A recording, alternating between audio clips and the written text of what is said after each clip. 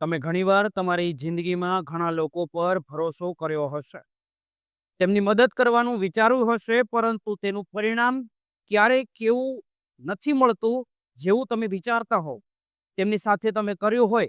આજે હું તમને જે વાત કહેવા જઈ રહ્યો છું તે સાંભળ્યા પછી જો તમને ભવિષ્યમાં કોઈની ભલાઈ તમે કરશો, તો તેના પર આંખ બંધ કરીને વિશ્વાસ મૂકશો, તો તમે 10 વાર વિચાર કરશો કે ક્યાંક આ મારી જિંદગીમાં સૌથી મોટી ભૂલ તો નથી ને? આજની આપણી આ વાત 74 વર્ષીય રીટા આચાર્યની છે. રીટા આચાર્ય ન્યૂ જર્સી યુએસએના રહેવાસી હતા અને ઘણા વર્ષોથી અમેરિકામાં રહેતા હતા.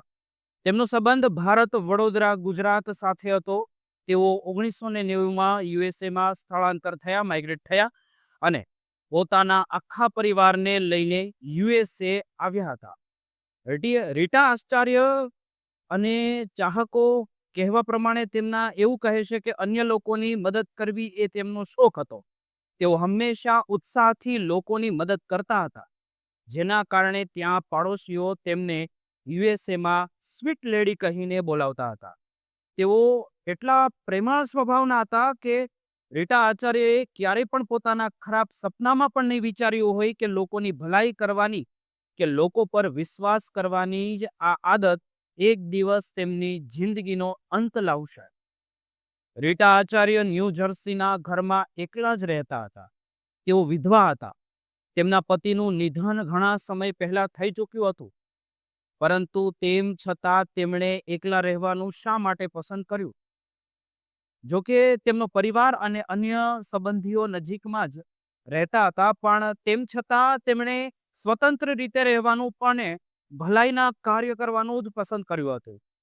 રીટા આચાર્યજીના ગુજરાતમાં રહેલા દૂરના પરિવારના એક ઓળખીતાનો તેમનો એકવાર ફોન આવ્યો અને તેમને જાણવામાં આવ્યું કે અમારો દીકરો કિશન યુએસએમાં અભ્યાસ કરવા આવવા માંગે છે.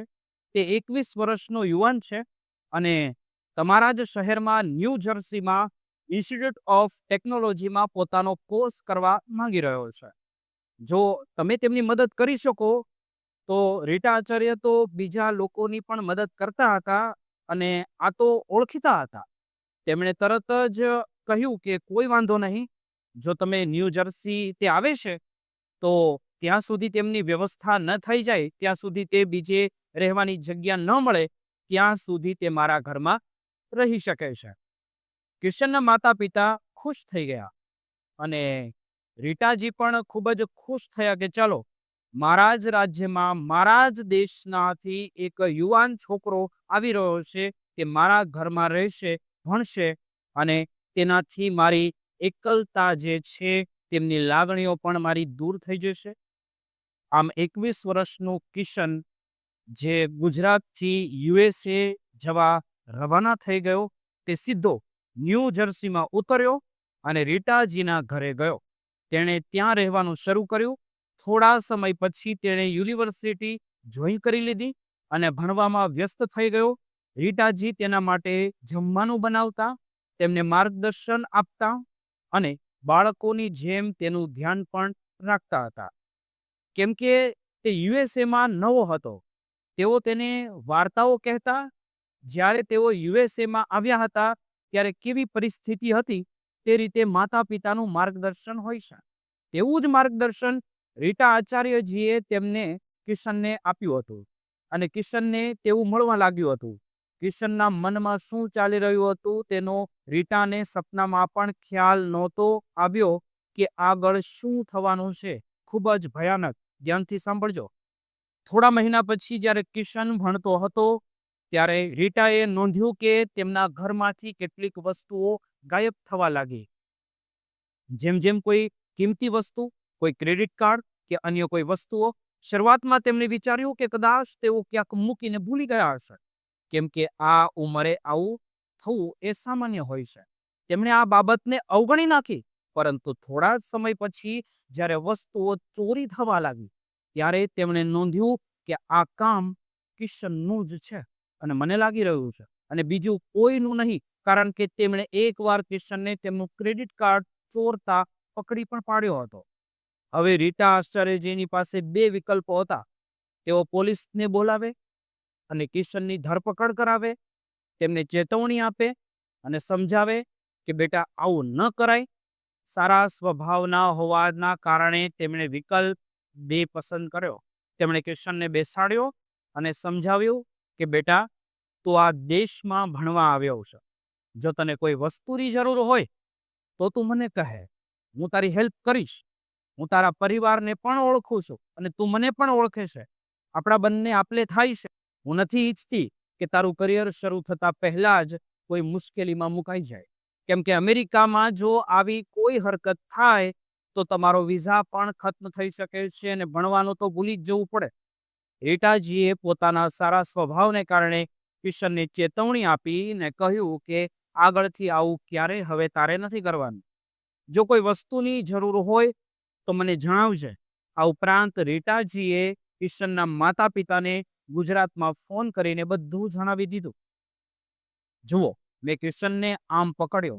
તે મારો સામાન ચોરી રહ્યો હતો, પણ મેં તેનું ભવિષ્ય નહીં બગડે એટલે પોલીસને ન બોલાવી. કૃપયા કરીને તમે તેને સમજાવો. કદાચ કિશનના માતા પિતાએ પણ તેમને ઠપકો આપ્યો હશે. થોડા સમય પછી આવું થવાનું બંધ થઈ ગયું. પરંતુ જે કિશનને ચોરીની આદત પડી ચૂકી હતી તે તેને છોડવાની નહોતી. આગળ કિશને જે કર્યું તે સાંભળીને તમારો એકવાર માનવતા પરથી લગભગ સંપૂર્ણપણે વિશ્વાસ ઉડી જશે. ગયા વર્ષે 18 નવેમ્બર 2024ના રોજ સાંજે લગભગ 4:08 ન્યૂ જર્સીની લોકલ પોલીસને એક કોલ આવ્યો. આ કોલ રીટા આચાર્યના સંબંધીઓ તરફથી હતો. તેઓ કહી રહ્યા હતા કે અમે રીટા સાથે ફોન પર ઘણા સમયથી સંપર્ક કરવાનો પ્રયાસ કરી રહ્યા છીએ, પણ તેમનો ફોન નથી ઉપડતો. શું તમે તેમનો વેલફેર ચેક કુશળતાથી તપાસ કરી શકો છો?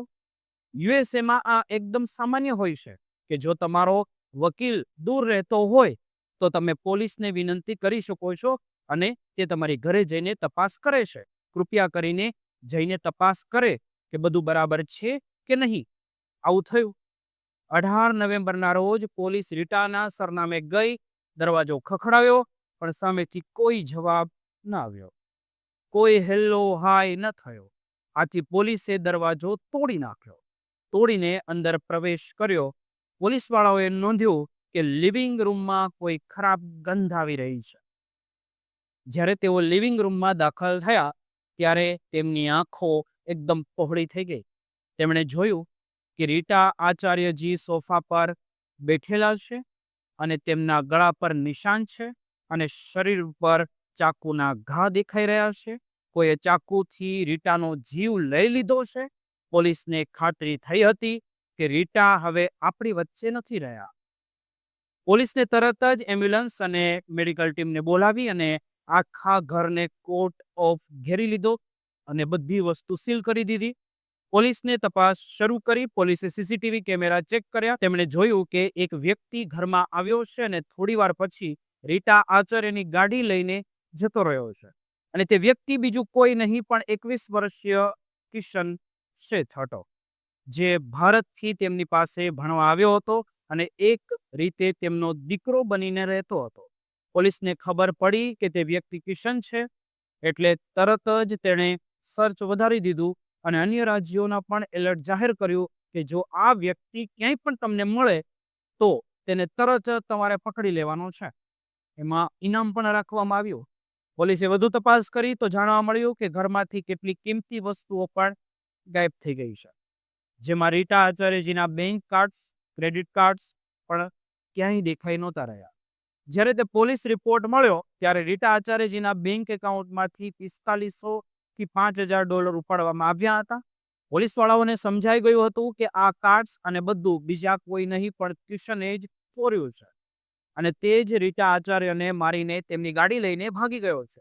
2 દિવસ પછી કિશનને પોલીસે ધરપકડ કરી લીધી અને તેને પોલીસ સ્ટેશન પણ લઈ જવામાં આવ્યો. તેની શરૂઆતમાં તો પૂછપરછમાં કિશને બિલકુલ ઇનકાર કરી દીધો કે તેમણે કંઈ કર્યું જ નથી. હા, હું તેમની ગાડી લઈને ગયો છું, પણ મેં તેમને કંઈ કર્યું નથી. બની શકે કે કોઈ બીજો વ્યક્તિ ઘરમાં આવ્યો હોય અને આવું કૃત્ય તેમણે કર્યું હોય. ઘરમાં કોઈ આવીને આવું કરી ગયું હોય, મેં કંઈ નથી કર્યું. જેમ તેમને ખબર છે કે પોલીસ પાસે એવી ઘણી પદ્ધતિઓ હોય છે જેમનાથી તેઓ સત્ય ઓળખી શકે છે.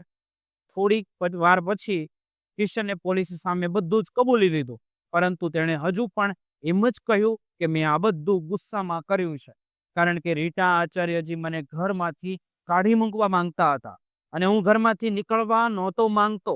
આ કારણે ગુસ્સે જઈને મેં તેમના પર હુમલો કર્યો અને તેમનું મૃત્યુ થઈ ગયું. મારે તેમનું મૃત્યુ નહોતું કરવું, પણ મારીથી વધારે વાગી ગયું.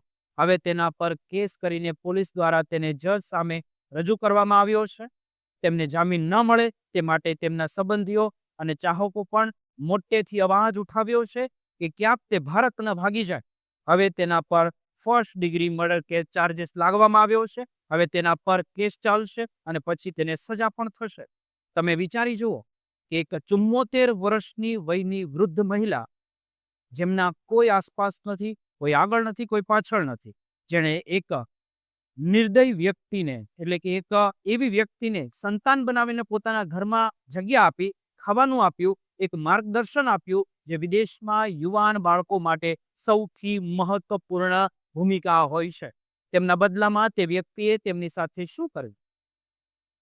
એ તો સારું થાત કે જ્યારે રીટા આચાર્યજીએ તેમને ક્રેડિટ કાર્ડ ચોરતા પહેલા પકડ્યો હતો ત્યારે જ તેને પોલીસના હવાલે કરી દેવાનો હતો, પરંતુ તેમની ઈમાનદારી અને પ્રેમાળ સ્વભાવ હતો કે તેમણે કહ્યું કે બાળકના ભવિષ્યને ખરાબ ક્યારેય કોઈને ન કરવું જોઈએ, અને તેમણે કિશનને જવા દીધો હતો.